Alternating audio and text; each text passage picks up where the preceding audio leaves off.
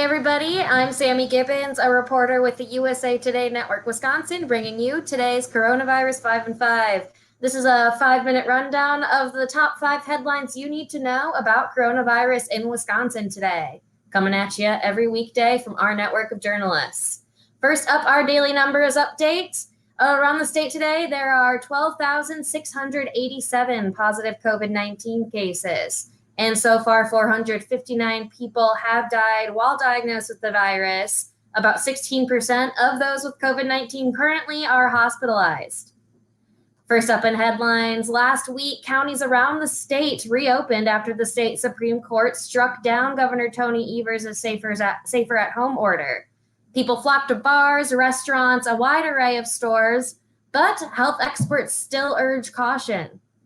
Reporters Madeline Heim and John Diedrich spoke with such experts to bring us a digest of what we need to know. Like that is all about the dose of the virus you're exposed to. Dose equals exposure coupled with time. And as far as exposure goes, the risk grows in certain environments, like if you're talking over a meal at a restaurant.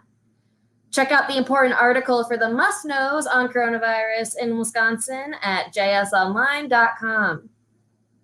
Speaking of businesses being able to reopen, while they are able to, that doesn't mean all of them will. Statewide business reporter Nasaiba Mazan spoke with business owners around the state who are hesitant to open, at least in their full capacity, despite being green-lighted. One such business is popular downtown Green Bay Cafe Kavarna. They opened for pickup and delivery just a couple weeks ago, but they plan to continue operating in just that capacity while it's financially viable.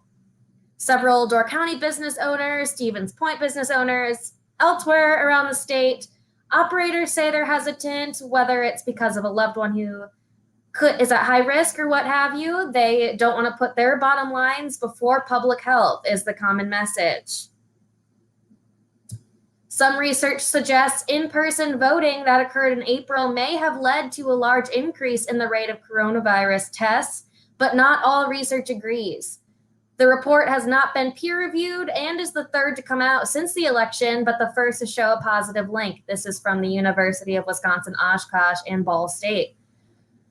Experts have previously said the spring election did not lead to a spike, but they warned that that could be hard to detect in data.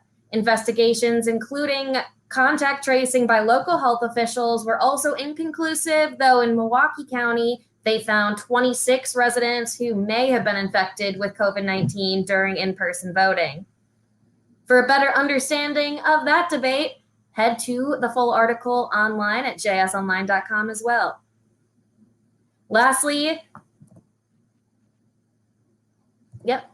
up in news, Governor Tony Evers announced he's giving small businesses $75 million to recover from losses caused by coronavirus.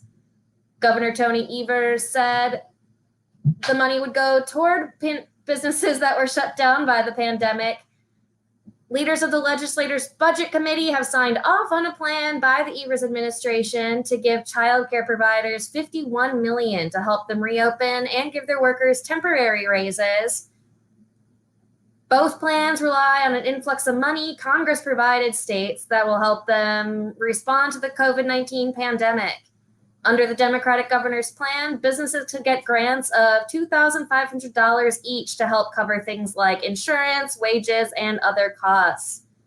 That'll be administered by the Wisconsin Economic Development Corporation as part of the We're All In It initiative. That's it for today's updates. I'll be back with you here again at 3 p.m. tomorrow and every weekday this week. But if you want to keep up to date while I'm not coming at you live, you should subscribe to any of our websites, and we've got a deal for you. You can get an unlimited digital subscription for 99 cents for the first 3 months to any of the USA Today Network Wisconsin websites. It gives you full access on any device, mobile, desktop, tablet, to all the local stories, photos, videos about news, sports, all you need to know about Wisconsin and your community. If you want the most complete, most in-depth coverage from our recently announced award-winning network of journalists, you should subscribe by going to a website like postcrescent.com and clicking on the subscribe link in the top right corner. And for those of you that already do subscribe, Thank you very much from all of us here at the USA Today Network Wisconsin. Like I said, I'll be back with you here tomorrow. So have a good rest of your evening, and I'll see you then.